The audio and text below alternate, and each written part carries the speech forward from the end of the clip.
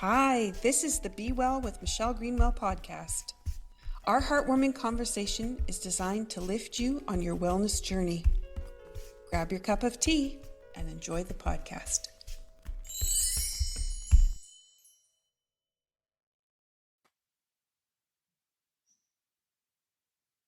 While developing the new concepts for season 5, I was intrigued about the history of landmarks within our country and some of the science and development that has happened at these highly recognized tourist locations and the prides in many of our communities. And what we can learn from our history that can help us to build stronger communities and make greater connections on a global scale is what came to the forefront. And today I'm joined by Tammy Green. Hello, Tammy. Hi, Michelle. Thanks for having me. Tammy is the executive director at Wilson's Point Historic Site, and it's on the Miramichi in New Brunswick. Their location's on the outskirts of the city and the confluence of the Miramichi River, where the north and the south parts meet. And they're the site of the first English, Scottish-speaking settlement on the river that was founded by William Davidson. And he was a shipbuilder, a fisherman, lumberman, and a politician. He was the jack of all trades. They see thousands of visitors from all over the world during the season, which runs from June to October.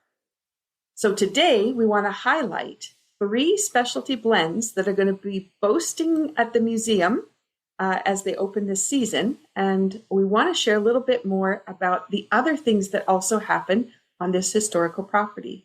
So Tammy, as tradition is, we always talk about the tea first. What have you got in your cup today? I have my favorite mug, and it's my Earl Grey. It's my standby. And I can't wait to dive into some of the blends that you are going to be providing this summer. It's going to fill this mug a few times over. Do you want to share a little bit about the mug? Because I'm always interested in what people's favorite mugs are. To me, if I'm going to drink something, especially tea, I'm going to want something more than I have to fill up once or twice or 3 times. So my sister-in-law bought me this for Christmas, and I can get actually 3 cups of tea in it, and it does me through most of the day. And I'll drink it cold. So it's become my favorite because it's so big. And that's one of the things about tea that I didn't realize, because we so often boil the water, make it nice and hot, and then we try to drink it hot that way. And really, the flavor changes as the temperature changes, which means you have more than one beverage, really, in the end. And so when you get to cold, there's a lot of people ask me, do you have an iced tea? And it's like every tea is an iced tea, and they all have incredible flavors. And you just have the different temperatures give you different flavors. So it's really quite cool. Yeah. All right. Well, I don't. Oh, sorry. Go ahead. Sorry. You go ahead. Yep. I was going to say I'm a drink it black with just a bit of sugar. I'm not one to put milk in most, because I really want to get that flavor and that the undertones of what the actual tea is. I find sometimes milk will kind of deaden that out. So. Yeah, you're right. And then the other piece about adding milk is when you add milk to a black tea, then the calming effects of the black tea, which calms the whole nervous system, is actually stopped. And so that's when people get the jitters. And they think it's the caffeine, but it's actually the combination of the milk with the black tea. Interesting. It is. And so one of the things just to keep in mind as people are listening and they're thinking about their black teas is that a black tea actually is calming the nervous system and then opening the mind. So we think of that as a caffeine fix, which is really interesting, because when you find out you actually don't need the caffeine for what you thought you did, then it becomes a fabulous beverage to be able to sip on. So now the tea that I put into my mug today is going to be the 1790 Maple on the Miramichi. And the smell of it, the maple is just coming up. It's so beautiful. But this one is a black tea. It has the maple in it. So you don't need to add any sugar because it's already sweet. But then it also has honeybush in it, which adds just a hint of the honey flavor to it, which is also on the sweeter side to go with the maple. But what happens, it just softens the black tea, just that tiny little bit by adding that ingredient. And then there's the calendula petals. And that always is lightness and joy that it brings to the tea. So what I'm going to share with you is the intention that's going to be on this tea. So as people are listening, and we're setting up this conversation as a healing session for you while you listen, I'm just going to bring in the idea as you're thinking about the goals that you have for yourself or the way you want your day to go. Life's sweet treasures are often found hidden inside nature. Be open to discover more about the world around you. Sometimes we forget to look. Sometimes we forget to stop, smell the flowers. And then sometimes we see things for the way we want to see them, but it's time to stop sometimes to see them for what they wish to offer us. It's going to be a great conversation for Wilson's Point because there's so many fabulous things about Wilson's Point we can talk about. So Definitely. So I'm going to say cheers and thanks for coming on this conversation. And I always take a sip of tea because that helps to activate the herbs that are in the tea and put everything in motion. So as we're thinking about a healing session out of a podcast, this is a way that we actually can start moving things forward and making things change. So for those of you who are listening to the podcast now, you might have picked a beverage before you sat down because you're used to listening to the podcast. But if you didn't, now might be a good time to make a cup of tea. Might be an iced tea, might be one you had left over and it's in the bottom of the pot, but that's okay. Just have a sip on that and you can think about how those herbs are supporting you as we go forward. So, Tammy, can you share a little bit about the maple syrup that gets harvested in your area? Because you're one of the biggest producers in that area. Yes, I was trying to come up with some good facts for you, and I didn't really kind of dive further than I had to. We know even growing up, there's been several sugar shacks along the river, and two that come to mind have been just close to us. And actually, one is actually providing our maple syrup in the at the point this year for us to sell. It's Maritime Maples. It's a wonderful family business, and I don't know how many maples they have, but maple syrup harvesting has been part of a lot of families, especially mine. And I remember being 4 years old and being put on the back of a snowmobile in the middle of March, and being on a sled. It was my dad would take the huge jugs and we would go from tree to tree to tree that he tapped throughout our property. And then he'd bring it all home and Mom would boil it down on top of the stove just for us maybe to get 2 or 3 bottles. And it's been one of those things that he's taught his grandchildren, and it kind of remains the staple of does dad have any maple syrup? So we're very fortunate to have, I think there's at least 3 sugar shacks right close to us, like within like a 20-kilometer range. And I know there's far more in the other area towards Bucktush and towards Carricat, and they make some fabulous products. And what's really nice about Maritime Maples, not only do we have it in our little shop to sell, they also come in the fall to our markets, and they bring their sugar cones and their fudge and their little sugar candies and their maple butter. So it's a staple in everybody's household, and it's a treat because it's still considered one of the fineries or luxuries in life, because it can be expensive, but it's so nice when you can kind of take your family and go out and do that little adventure together. And even if you end up with 2 bottles, it's precious gold. So it's been a staple in our area for quite some time. And I came from the West, so I came out of Alberta. And when I moved to Nova Scotia, it never occurred to me, like, you buy your syrup in the store, you're not really thinking about it so much.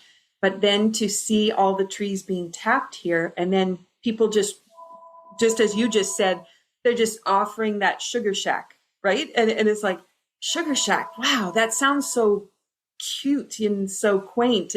But the sugar shacks are to be able to actually get the liquid to evaporate down to what is the maple syrup, and it takes a lot of fluid to get there. Do you want to just talk about a little bit of that? From what I understand, and I know my dad used to help one of his friends that had his sugar shack, and I think it's almost 3 times the amount of sap in order to get 1 liter of syrup. So, and it takes almost a 24-hour process to evaporate it down, and you have to keep it at a peak temperature. Either it will get really, really sugary, or it won't thicken enough to to be an actual syrup. It's and you can tell by the different colors. Sometimes they're darker. It's almost like tasting wine. The darker is probably the more flavor and is an older syrup. And like if it's very, very light, then you know you probably haven't boiled it long enough. So you really have to have that temperature. But when you get to go to the sugar shacks, what's really nice, most of the operators will walk you through the process, and you get to see that coming in from the lines or them gathering it from the lines. A lot of them have it hooked up that it's all tapped and it's pumped into the building itself, so you don't have to go out and gather it in the woods. They run thousands and thousands of feet of lines with like several taps in these trees, bring it in and put it in a big holding cell. And sometimes it could stay there. They just keep filling it throughout the season. Sometimes, depending, the season could be a week. Sometimes it can be 3, just how the weather goes. And then they can kind of hold it until they need to be able to boil it off. They usually have a boil on every day, and it's usually about a 24-hour process from the time that they gather it till they actually bottle it. And then you have to watch. They'll take the finished project, and then they'll boil it a little further to get their sugars and their sugar candies, or they'll start whipping it down to get their butters and their creams. So it is really quite the process. And it can be quite intense and it can be quite expensive, but it's really fun to watch. And they'll tell you the science of it all, because there is a really big science to it. Somebody just boiling out their stove at home. My mom, when she would do it, she would boil for so long and then start again the next day, because it can take quite a while. And there's a lot of steam that comes off of it. So you have to watch, because you're getting water everywhere in the house. It's nice to have these big condensers. So and it is an interesting, fun process. We did try it one season, and it was a lot of work. It was lovely to know that we had gotten syrup from our trees, but you're right, we could get it down to a sugary water, and that's about as far as we could take it. But it was nice to realize the process, because it's so easy to pour it out of a container and not have any mind to how much work it was, to one, for the tree to produce it, and 2, for everything to be able to extract it to get it to the product that it is. Yeah. What's really kind of fun as a kid, your father would kind of give you that first taste off the tree, and you realize that it wasn't sugary coming out of the tree, that you actually had to do something to get it sugary. So the first taste kind of soured you on things, but once you got the end product, it was wonderful. Yeah. Okay, so let's move from there to talking a little bit more about the property at Wilson's Point, because we've got a lot happening on the historic site. Do you want to talk a little bit about what you've got there? Yes, so we have a beautiful little hidden gem. It's as Michelle first stated, we're the first site of the English settlers, and it was 1765. So much history has happened, but just to kind of stick with our particular history and how our site came to be, we were once part of a beautiful provincial park, and in 2000, the province decided to start disbanding their parks, and it needed to be rescued. So the Scottish Heritage Association took over the park itself and have done a lot of upgrades. Prior to that, it had been kind of fallen to the wayside. So Lord Beaverbrook, in the 1940s, just after the war, wanted to return to his boyhood home, knew the importance of the area because it had been the site of the first Presbyterian church, and his dad was a Presbyterian minister. And there's a lot of our early settlers buried on the site. The earliest gravestone dates back to 1781. And our most recent would be 1816, I believe, was probably the last ones that were buried in the on site. So he put a lot of time and effort and love and care into restoring the trails. He wanted to have a historic village. He made a promenade park. He had an animal preservation with pheasants, and it was known as one of the prettiest natural white pine stands anywhere in the province. And a lot of these white pines still stand today, and they're well over 350 years old. So it was restored then. We came in and took over after that in 2001 as the Scottish Heritage, and upgraded the trails at that point in time, and made sure to preserve the gravestones that were still present. And in the most recent years, since 2020, we have put in close to $300,000 in restoring the trails once again, upgrading the church a little bit, and we want to maintain the stabilization of the bank that's basically surrounded by both branches of the Miramichi River, the south and the northwest branch. We have a lot of erosion happening due to storms, due to people walking on off the banks that they shouldn't have. We lost a lot of huge trees during a hurricane in 2016. We've had a lot of windstorms. So we've gone up and cleaned up the dead wood. We've actually diverted the trail a little bit, and we have one of the nicest walking trails in the area. It maintains its natural history of appearance. There's lots of foliage and plants and shrubs and trees that have been in the area since the Scots actually landed in 1765. They brought a lot of their own plants with them. Some plants you've only seen in the area because of that. They don't grow outside of the site. And so we tried to, when we did the restoration these past 2 summers, we actually made sure to return some of the plants where they should be. We have beautiful lilacs and bayberries and I'm trying to think lily of the valley and heathers and anything that we could think of that would have been present at the time even in 1950. We tried to make sure that they were back on the trails, but there's trillium on the trails and just natural elderberries. There's everything that would be part of that natural New Brunswick forest, but a little bit more so. And we try to maintain it as well as we can. Wow. And then, of course, you have the beautiful Miramichi River floating by, and it's and like I say, we're kind of on a peninsula. So we have the 2 big main branches, and what we call the tickle is where the 2 branches converge, and it actually drops from about a 60-foot difference in the tickle from one side of the river to the other. And the southwest branch, which is the deeper of the 2, is where a lot of the ships that William Davidson built were launched and shipped and launched and actually anchored from at the site. The shorter of I should say the more shallow of the branch is kind of more sandy and beachy, and it's wonderful, great for swimming area as well. So yeah, so we have lots to offer. And it's funny when people come to a historic site, right? They're looking for the building, and when you think about what surrounds it and how much you can discover about the area, and too that Lord Beaverbrook thought so much of it to invest so much money and time into really developing it and bringing it forward. It's that's such a remarkable. When I ran the numbers, we had the letters between Lord Beaverbrook and Louise Manning, who she was a local librarian, and she tended to be his go-between for business here. And she was the one that was kind of the heart behind the restoration. And so I was able to obtain the letters from the New Brunswick archives between the 2. And it's quite a conversation. And you can see the respect they had for one another and how he appreciated everything she was doing. But just in the first year, he would have put in the equivalent of, in today's money, about $70,000 into the point. And it was just making sure that he actually had hired architects that did there's a park in Montreal and they did Central Park in New York.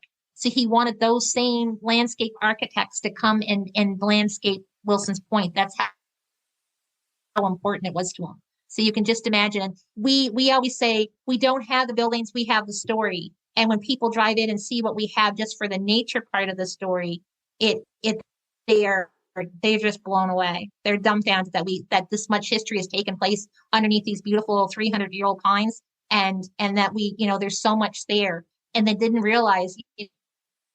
As you say, to come in and you're thinking buildings, we have towers and castles of pines instead of like actual physical buildings. So, yeah, wow. Okay, and I want to go back to, you said the tickle. Yes. And I just want to go back to the tickle because you're going to have a tea called Tickle Fairy Tea, which is 1819. And do you want to talk? Well, that one I should mention to people. So it's a rooibos tea. It has rosehip, elderberry, blueberry, lavender, rose, and so some of the flavors of things that grow in the area. And do you want to talk about the ferry that was built that went back and forth across the Tickle? Sure thing.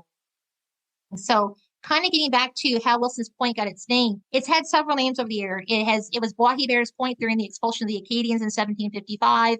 It's been called numerous other things before it became Wilson's Point. And what's kind of neat to state, there was two John Wilsons at Wilson's Point. The first being the High Sheriff, and he was actually the tavern owner, and that's where all the business took place in town. And about 50 years after that came the second John Wilson, who became the ferryman. And he actually ferried a horse-powered boat from the Nelson, which is on the north side of the Southwest Branch, to Wilson's Point, and then from Wilson's Point to Newcastle, which is on the north side of the river. And then he would actually ferry between the Tickle and the island as well, because there was people and businesses taking place on Boulders Island, which is just off the tip of our point. So he actually set up in 1816. He came from Scotland with his wife Euphemia Clouston, who happens to be my great aunt.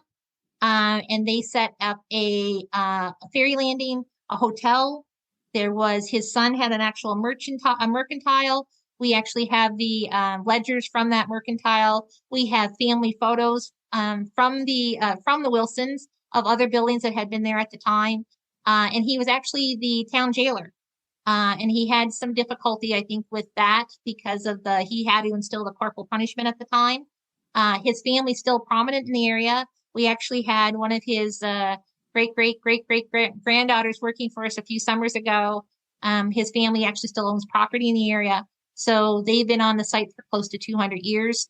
And it's really kind of neat that the site maintained that name.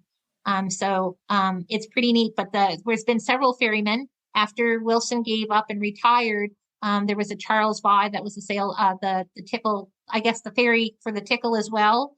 And his family actually had a farm in the area for quite some time. So that was the way to go back in the day. There was no ways to cross until the bridges were built in 1856. So that's basically when Vi and Wilson retired and became farmers. And there was two covered bridges in the area, one on either side of the branches to kind of get you from point A to point B. So it's been a love, and we now have a ferry service that kind of comes up from Boulders Island to Tours, and we have a dock on site that people kind of drop in on a Sunday afternoon or a sunny weekday and come up and view the site from there as well. So we try to maintain the ferry road, and we maintain the fact that you can still dock and come in and see us. Wow. That's amazing. And then the fact that the family is still around and still participating is amazing after all this time. Yeah. Okay. Can you tell us now, you've offered a lot about the land and the history piece, but you also have a lot of experiential things that happen in the summertime. You want to talk about those programs? Sure thing. We've been trying to develop a really good programming since about 2019. We offer Sunday afternoons. We have a lot happening this summer. One of them is we have a piper that comes to the point. He's from the Moncton Pipes and Drums. He's actually been a resident piper, David McDougall, for the last few summers. He's kind of taken the job away from a lot of the other pipers because he loves it so much. So he comes this year. They're actually going to the competition in Scotland, so he's only going to be here about every third week. And then I have been wanting to celebrate the women of the point for some time. So this year, with the help of Character Matters Miramichi, we've actually developed a tour that celebrates not just the 4 women that you're going to meet on the tour, but a lot of the women that had some either had lived or worked or had some part of restoring the point. So we're starting in 1755 with an Acadian lady that tell her experience during the expulsion.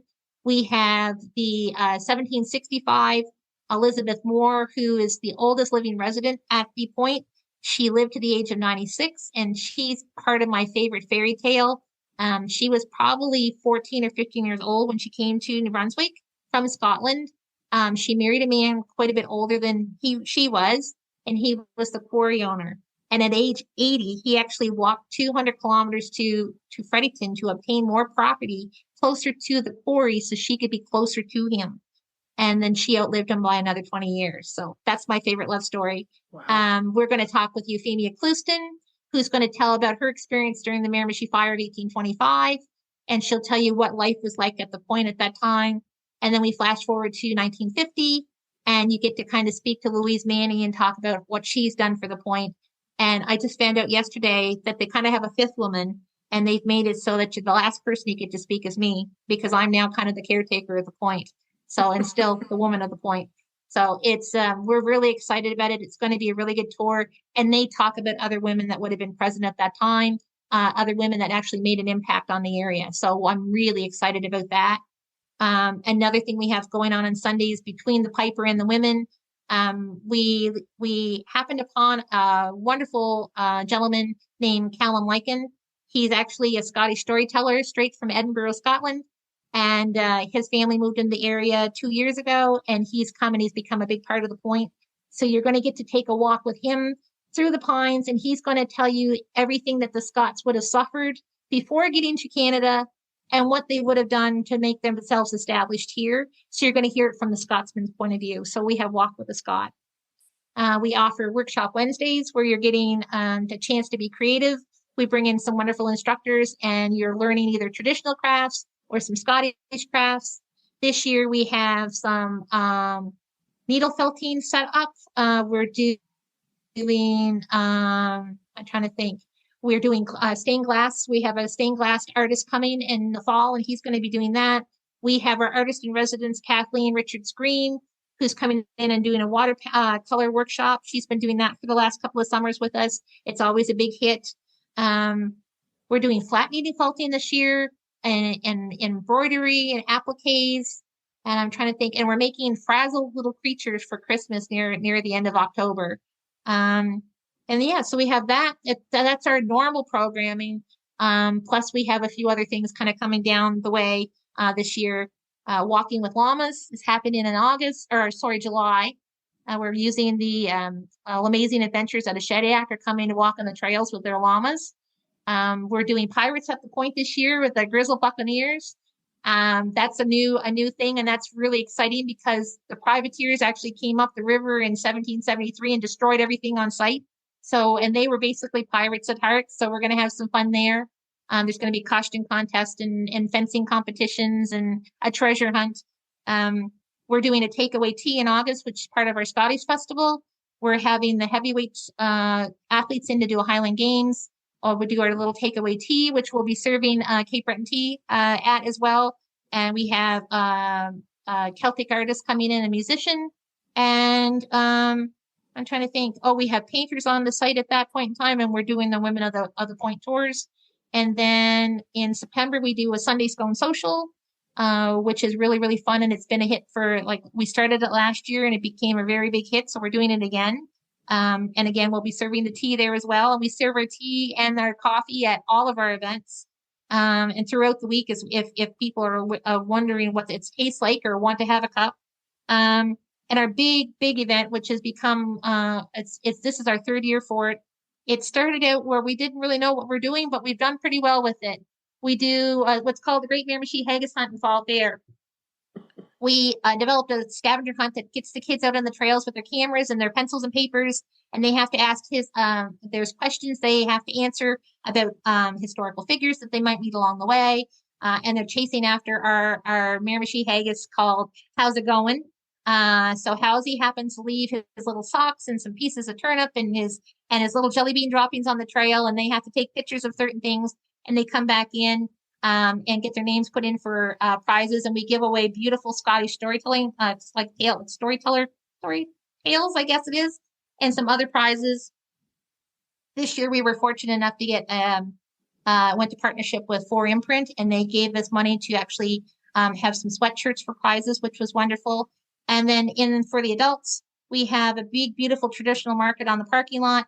So we have wood carvers and leather makers and candle makers and homemade breads and pies. And we have eggs and chicken and everything for sale. The 4-H group comes in. Some of the local artists come in with their crafts. And what's really nice, we do a basket raffle with a full entire turkey meal. A big basket with all these Scottish goodies, and we have a basket with merchandise from the point. And we serve up. Last year we served up chili. This year we're actually serving up Scotch pie, hot chocolate, and cider for everybody, and it's all free. So it's been a really wonderful event. Our first year we didn't know what we were going to get into, and we had over 250 people on site. And last year we had a little bit of rain dampen the mood, and we still had a very good turnout. And we're hoping this year that we're going to double that again. So we're really aiming for that to be our big major event. Plus, we do haunted walks. We're doing one in July. We do one in October, which is really, really fun, because what can't be more fun than walking through a 250-year-old graveyard in the dark? I'm terrified to be at the point after dark because we know that the ghosts walk. And of course, we do our Christmas tea in November. We do a 3-tiered Scottish tea, traditional tea, and it's just fabulous. And we have a musician come in, and we have our storytellers, and we always provide everybody as they leave with a little gift from the point. Usually one of our crafts we made throughout the season, and a little bag of goodies to take home with them. And they get to take all their leftovers home so that doesn't go to waste. So it's been fun, and we've been having really good fun with it. And we're trying to get something new every year. So. Wow. Okay. So for those people listening on the podcast that maybe don't live close to the Miramichi and New Brunswick, now you know you want to book your vacation and come and celebrate some of these amazing things. And for those people that live PEI, New Brunswick, Nova Scotia, who can easily get to the Miramichi, I think this might be something you're going to want to put on your radar as you start to think about your summer plans and what you can do that's local. So, wow. I'm curious about some of the comments that you've had from people who've come from further off, as come from away is what we'd say here. But after they've been to your place and the experiences you have, what have you heard? It's amazing because it's kind of it's overwhelming to us to feel, especially having people come in from Italy or from France or Germany, or these places with these beautiful, big museums and architecture and like the history behind it. And they'll say, what a phenomenal site. We just love this. We can't believe we don't have anything like this at home. And we're kind of looking and thinking, like, our little site, like, you have the Papillon and we have pine trees. Like, so we know that they're blown away by just the beauty and the nature of it. What really floors a lot of people is how much history has taken place on the site, and how resilient we have been. The Mi'kmaq have been there for over 4,000 years. This was their hunting and fishing grounds during the summer months. We were fortunate to, when we had a French trading post there in 1648, and the French traded with the Mi'kmaq. There was a French mission there. So, and the Mi'kmaq have played part in the history throughout because they helped keep a lot of those settlers alive, especially the Acadians when the boats were coming up and down the river, when the British were coming down the river trying to hunt down the Acadians. The Mi'kmaq would stand on the shoreline and say, just us here, as the Acadians ducked for cover into the woods. When I mentioned about the privateers coming up the river in 1773, it was the Mi'kmaq that helped the settlers who actually remained in the area, fend off everybody and survive that part of the war. I'm just trying to think. So when you tell everybody, when I get the bums in the seats, as I say, when people sit down and they want to hear it, they get a load of history, and we know we've had them. But it's mostly what a common area it is. We have a lot of empaths, a lot of I guess spiritual people that come in and state, we found how common it is when we drive into the site. We can feel the trees kind of talking and whispering and saying it's a safe place to be. We've had a lot of Indigenous people from like Iqaluit and further out west and saying it touched us, it resonated with us. We felt chills when we drove into the site. So there's a lot of healing that takes place under those pines. I've always kind of used it as my refuge. It was kind of my sanctuary while I was going to nursing school, and I was working there as a student. And then when I got to kind of stay on and be the executive director, that's my go-to place. That's my calming place. And it's kind of funny because we have a lot of crows in the area, but the crows tend to be there when I'm there. And I always say they're protecting me. And I always know to watch the crows when they're kind of busy or kind of around, because I know something's up.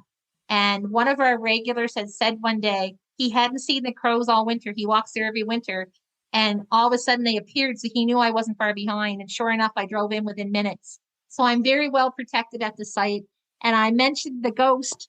We've had ghost hunters. We've had we've had a lot of ghost hunters. We had a group from the called The Other Side. It was a TV program that showed on APTN. They've actually came and did a show on site. It stirred up a few things. So we had a rough summer one year, but we made some offerings and calmed everybody down. But we've had people say that we feel that buzz or that hum, almost like what you would get from Outlander. You know, you might be able to go into another portal somewhere.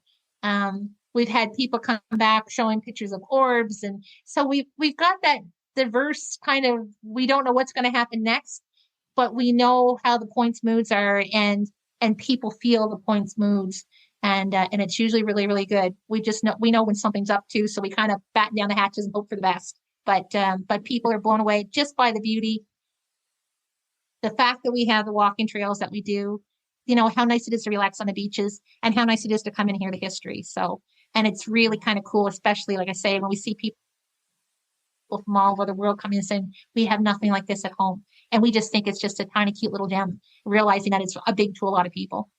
Yeah. Yeah. Especially too, when you do come from those other countries where you do have a lot of history, but our history looks different. The ruggedness that we have on our land. We have a lot of people from out west that say that we're the oldest part of Canada. So out there, they might not appreciate what they have as much. And we seem to kind of hold on to that heritage and maintain it as part of, you know, the tourism industry. And I think it's very important to kind of really connect with your cultures. And we have a lot of culture on the river. So it's when you hear people coming and saying, you know, it's so wonderful that you maintain that. You've maintained the history, you've maintained the heritage, you've maintained the area as much as you can. It's like, yes, locals don't realize sometimes that we're there. And I think we become oblivious. And when we see it every day, we don't feel it. And I think that's what happens in other countries. They become oblivious to what they have, and you have to see it through fresh eyes. And that's one thing I try to tell my students when they come in. And that's one thing I belong to the Miramichi Heritage Network as well. So we have 11 other museums up and down the river, 11 or 12. And I keep saying, you have to look at your museums through fresh eyes, because we're not going to see we're going to see the cracks and the dust and the dirt. And we think, oh yeah, we'll handle it. But if you see it through fresh eyes, you're going to see what your visitors really want to see. And that's one thing I'm adamant we do at the point. Mm-hmm. Oh. Mm-hmm. And as you're saying that, and the focus for the podcast this season is about how, when we make changes within ourselves, how that changes our community and also changes the globe. And you're giving a really good hint to people about their viewpoint and perspective, because sometimes we can't get out of our own situations because we only know the solution in which direction we're facing. But to be able to come around it from some different vantage points and bring in some different ideas, it really does change what we can do, but also what's going to happen for those around us. And as you're talking about other sites looking in a similar way, I was thinking about having grown up in Alberta, and in Calgary, we have a heritage park, but that heritage park was a creation. It wasn't sitting on a site like you have, where it is the history. It is the site where it started. And so that there is a difference in how those parks get put together. So what a beautiful gift that New Brunswick has to be able to offer. Right. And there's so many more. We keep saying it's the hidden gem of Miramichi, but there's so many untapped potentials that we have here. And I think it's just to kind of step back and say, hey, what can we dive into now? What happened here? What was the timeline? And can we do something to actually celebrate that? And we've been very fortunate with the Scottish Heritage that they're allowing me to kind of take the wheel and go for it. And then it's just trying to have that enthusiasm for, to kind of push it forward to everybody else in the area as well. So, and we have a lot of wonderful, wonderful museum operators and executive directors out there. Oh, wow. So we've said the name Miramichi, and we've talked about it being yes. Of Indigenous background. Can you explain what Miramichi means? Okay. Now, I think I have this right, and I'm sure there's going to be somebody out there that can tell me wrong. It's actually a Mi'kmaq word, and I believe it actually means Little Goodly River. Pretty sure it means Little Goodly River. So, like as I stated, the Mi'kmaq have been here for over 4,000 years. We have a beautiful site further upriver, about 17 kilometers from Wilson's Point, that is called Metapanagog Heritage Park. They have the site of some of the earliest burial grounds of the Mi'kmaq people in the area. They can date them back close to 6,000 years.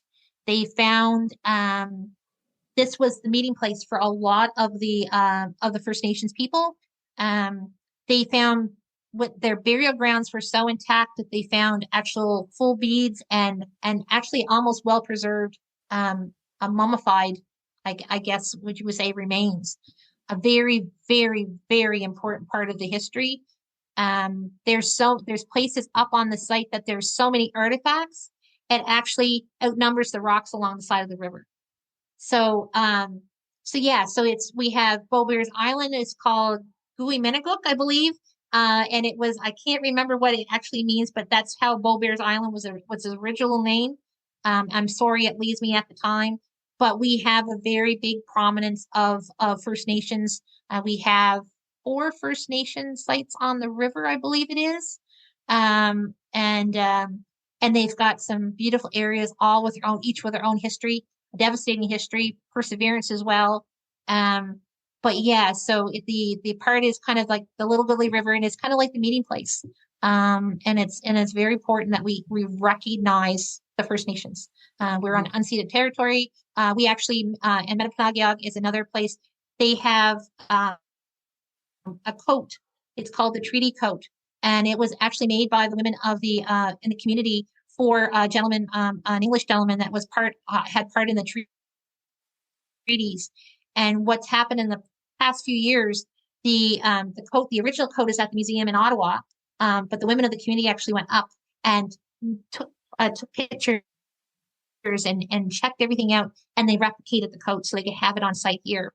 When I first got to touch it, it looks like it's lace, and it's all beads and quills, and I got chills just touching it. So when we always kind of push, we make sure when our visitors come in and saying, hey, what else are you want to see in the area? Here's what you need to check out. And Metapanagog Heritage Park has been one of those things that we really want them to check out. They hold conferences, and we've been lucky that a few years back, one of the high schools or the junior highs, the teachers brought their class in, and they had medicine women come in and walk through the grounds and pick up berries and show them what to get for medicines on the ground. So we have that. And that's something I really want to develop further in down the road, is to have that medicine walk. Because I think it's really important that we have that, and it brings that history of the First Nations in as well. So yeah, so it's all Mi'kmaq, and there's a lot of words. We love when visitors come in because a lot of them can't pronounce Miramichi, or Bucktush or Kushabaquack. So it's funny listening to the interpretations of how they say things, and we have to try to correct them, but it never seems to go well. So we do our best. Oh my goodness. I'm curious, being that you're a descendant of Yes. of all this history, because a lot of us move away from our locales. What is it like to be that close to it? It's kind of like homecoming to me. This was an area when the provincial park was in place.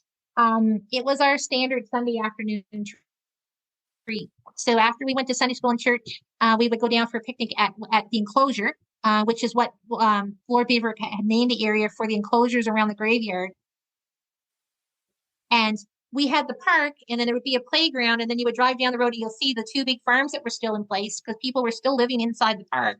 And then at the very end of the road was this little tiny, patch of parking lot, and you walk through these beautiful stone gates into the graveyard. And it was like almost walking through the, what's that?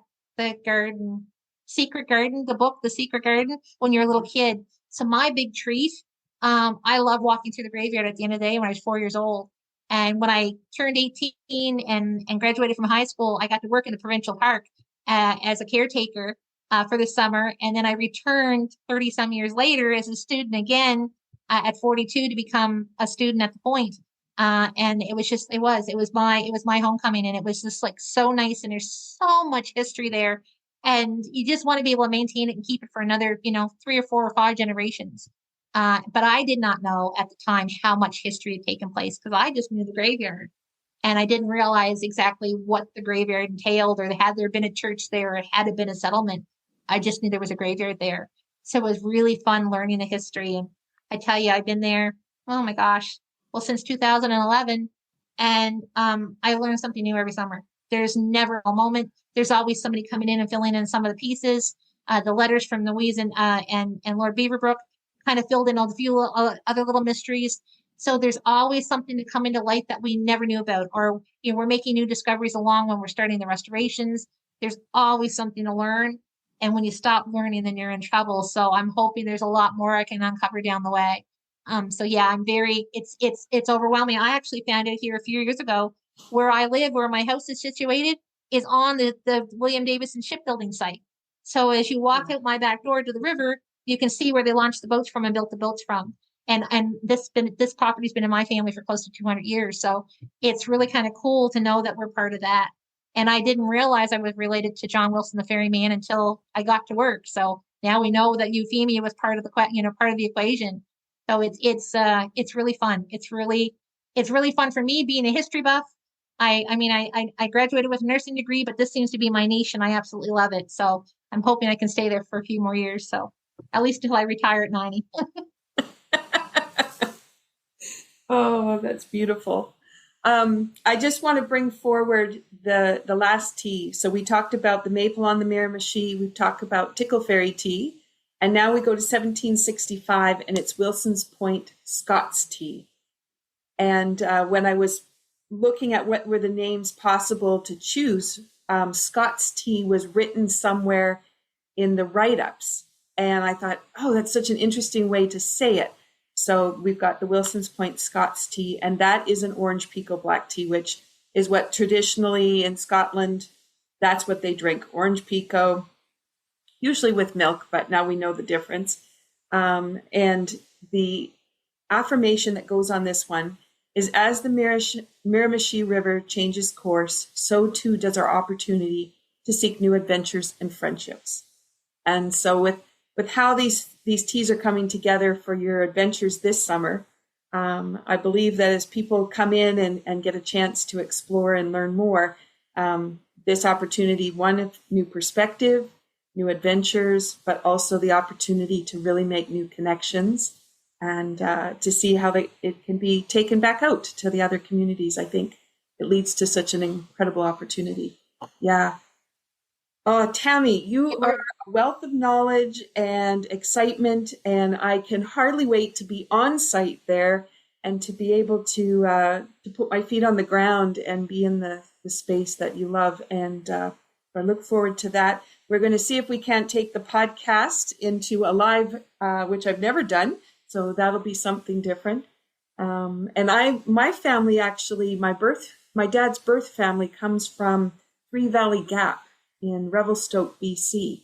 And that has a it has a site on it that has been built upon, and it has a old village. It has an old opera house, a roundabout, and a theater.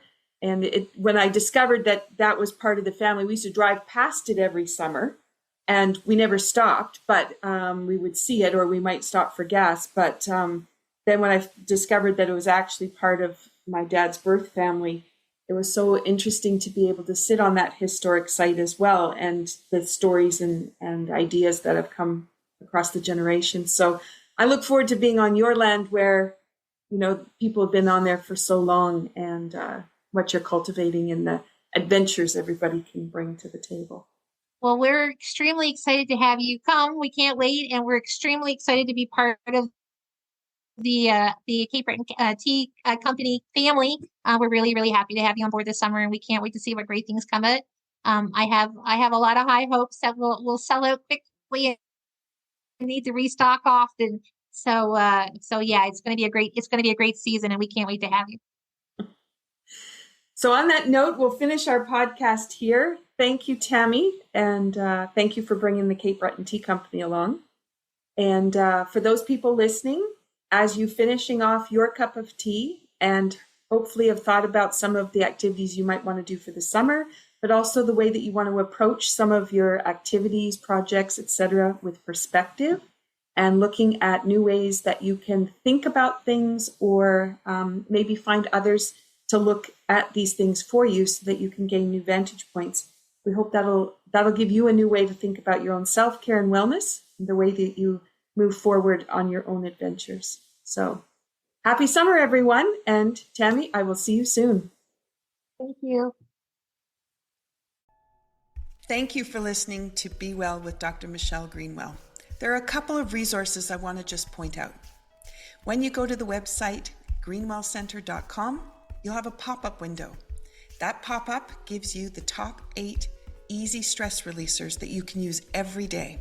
That's something you can put beside your computer, the bathroom mirror, beside the bedside table. A great resource. Also, my YouTube channel. It is full of playlists with all kinds of different ways that you can activate energy and bring vitality into your day. You can find that when you go to YouTube at Michelle Greenwell. And last, if you're a Linktree person, Linktree, linktr.ee/Greenwell Center. That has all my resources in one spot. Those are for intricate little things that you can't get everywhere. And it's a wonderful way for me to be able to share all the different aspects of the kind of work I do. So thank you for listening. Be sure to drink that tea. And if you want to have the tea blend that was shared in the podcast today, then be sure to check out capebretontea.ca. Have a wonderful day.